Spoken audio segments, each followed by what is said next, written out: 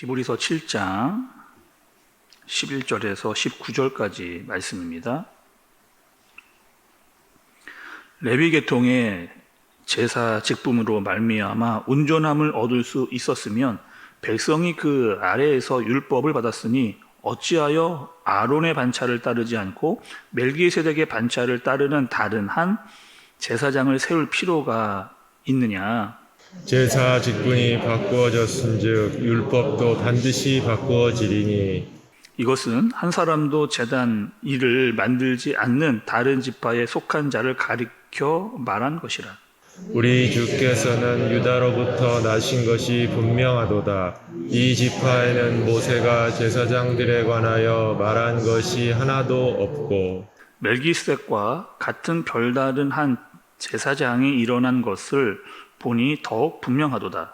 그는 육신에 속한 한 계명의 법을 따르지 아니하고 오직 불멸의 생명의 능력을 따라 되었으니 증언하기를 내가 영원히 멜기세덱의 반차를 따르는 제사장이라 하였도다.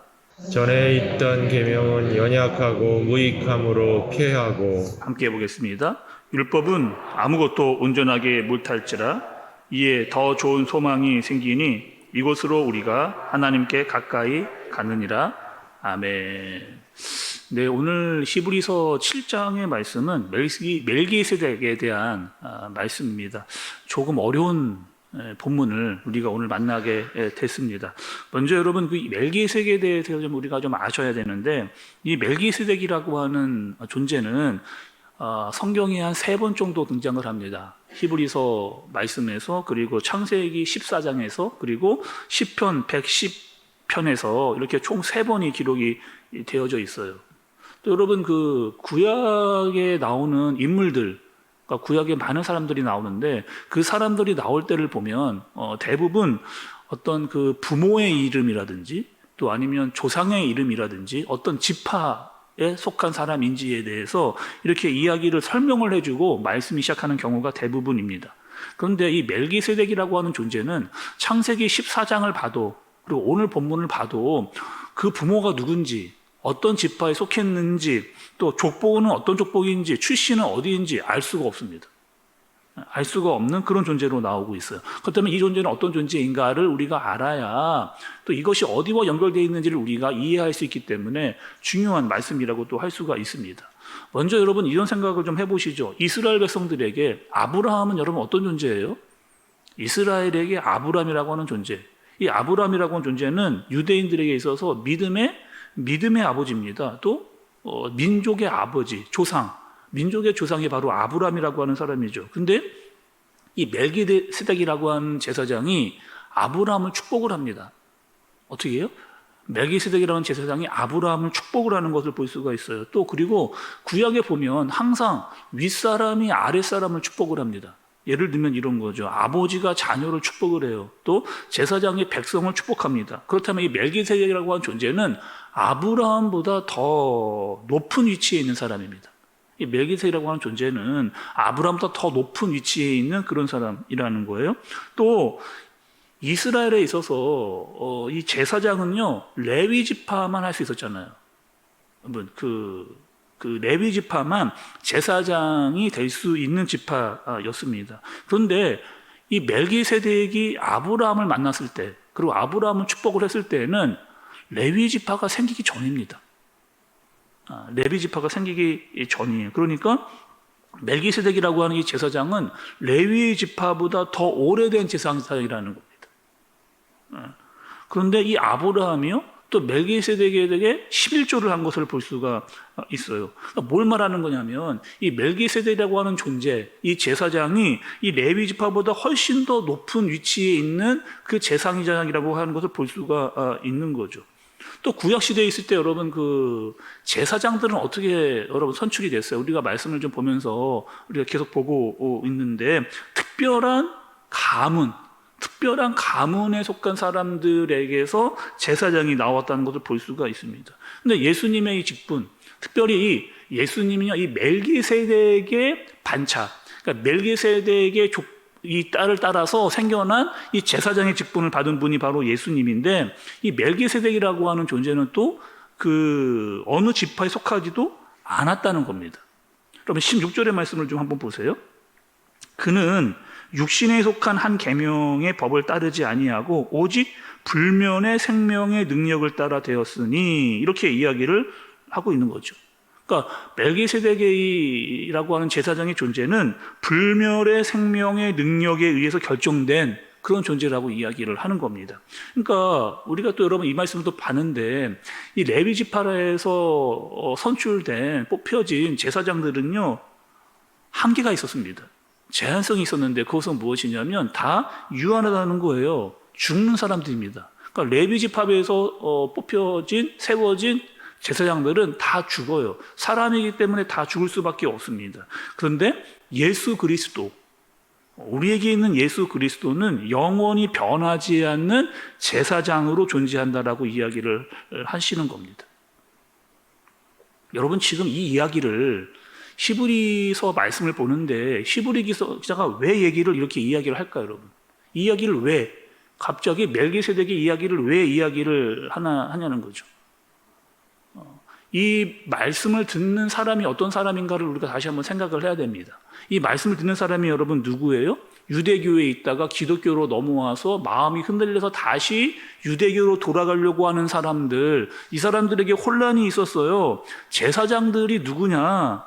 아니 지금 우리에게 있는 레위 지파 제사장들이면 충분한데 우리에게 대제사장이 있는데 그게 중요한 거지. 그게 뭐가 중요하냐? 이렇게 이야기를 할 수가 있는 거죠.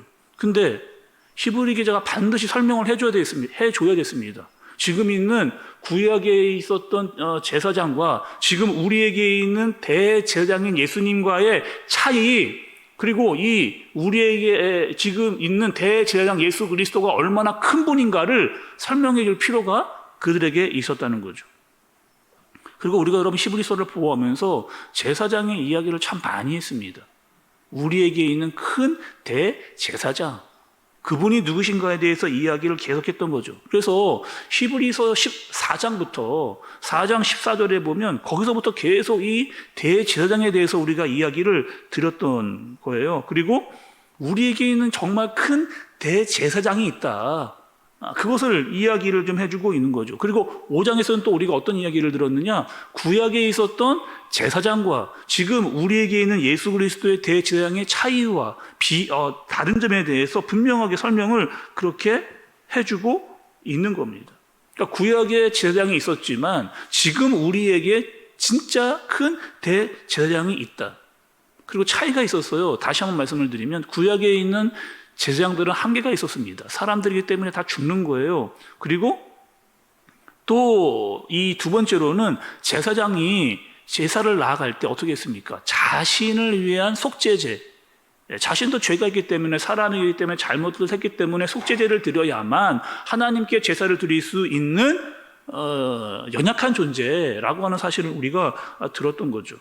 그런데 7장에 와서 여러분 율법의 관점이 아닌 대제사장에서 설명을 좀 해주고 계셨어요. 여러분 그 12절을 보세요. 12절에 보시면 제사 직분이 바뀌어졌은즉 율법도 반드시 바꾸어지리니 이렇게 이야기를 하고 있습니다. 여러분 이 얘기는 또 뭔가요? 그러니까 이런 거죠. 레위 지파에서 계속 제사장이 나왔습니다. 이 반차라고 하는 얘기는 반열이에요. 그러니까 레위 지파에서만 계속해서 제사장이 나온 겁니다. 이게 율법으로 절대적인 것이었어요. 그런데 지금 그것으로 또 율법으로 구원을 받는 줄도 이스라엘 백성들이 알았습니다. 그래서 우리가 여러분 로마서나 갈라디아서의 말씀을 보았을 때 어떻게 하는 거예요? 율법은 뭐다? 율법은 구원을 줄 수 있는 것이 아니고 초등교사다라고 하는 이야기를 들었습니다. 그러니까 처음부터 율법은 어떤 거예요, 여러분? 잘 들으셔야 됩니다. 처음부터 율법이 우리에게 주어진 것은 무엇이냐? 더 좋은 곳이 있다라고 하는 사실을 알려주기 위해서 율법이 필요했다는 거죠. 그러니까 율법은 다 지킬 수 없다. 여러분 우리가 율법을 나올 때마다 이야기했던 부분이 뭐예요? 율법은 다 지킬 수 없다는 겁니다. 다 지킬 수 없기 때문에 그것을 완전하게 할 수 있는 존재가 필요하다. 그리고 율법의 그 역할은 우리가 죄인인 것을 알게 해주는 그 정도다. 이렇게 이야기를 한 거죠. 그래서 율법은요, 반드시 더 좋은 것이 있다라고 하는 것을 알려주기 위해서 필요한 겁니다. 죄인이라고 하는 사실을 알려주기 위해서 율법이 필요한 거예요. 또 여러분, 구약에서의 레위 지파를 통한 제사장은요, 또 알려준 게 있습니다. 이것은 구약에 있어서 그림자입니다. 더 좋은, 이 제사장보다 더 좋은 무언가가 있다라고 하는 것을 알려주기 위해서. 구약에 있었던 제사장은 뭐예요? 한계가 있는, 제한이 있는 그런 사람. 그러나 영원한 분이 있다라고 하는 사실을 알려주기 위한 겁니다. 더 좋은 소망이 우리에게 있다. 여러분, 그 더 좋은 소망은 누구예요?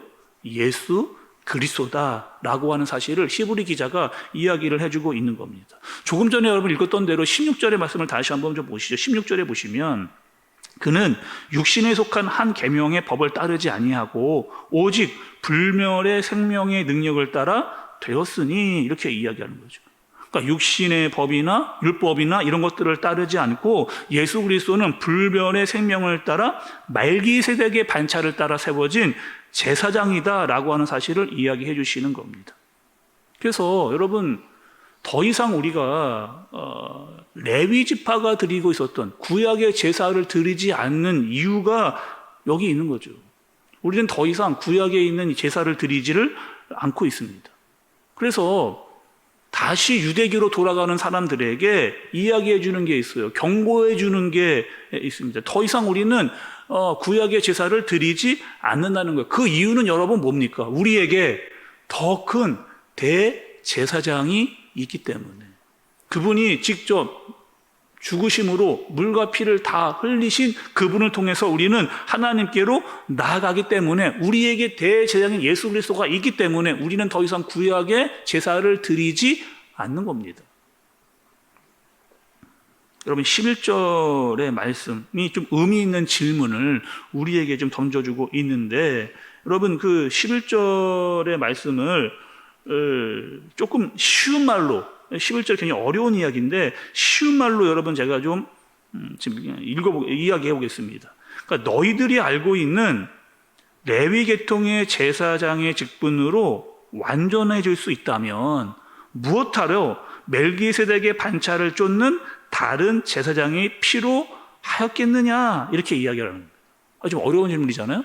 제가 여러분 이거 다른 번역, 표준 새 번역으로 말씀을 다시 적어왔어요. 여러분 잘 한번 들어보세요. 잘 들어보시기 바랍니다. 그런데 이 레위 계통의 제사장의 직과 관련하여 이스라엘 백성이 율법으로 지령을 받기는 하였습니다. 그러나 만일 그 제사직으로 완전한 것이 이루어질 수 있었다면 아론의 서열이 아닌 멜기세덱의 서열을 따른 다른 제사장이 생겨날 필요가 어디 있었겠습니까? 이렇게 이야기해요. 어려운 얘기잖아요, 여러분. 무슨 얘기예요? 구약에 있었던 제사장이 완전하고 완벽하다면 지금 우리에게 다른 무언가가 필요하지 않다는 거예요. 근데 무엇인가 완전하지 않았기 때문에 우리에게 더 완전한 것이 필요하다는 겁니다. 근데 그 완전한 것이 뭐예요? 예수 그리스도다. 이렇게 지금 우리에게 이야기를 해주고 계신 겁니다. 그래서 19절도 여러분 제가 좀 쉬운 성경으로 찾아왔거든요.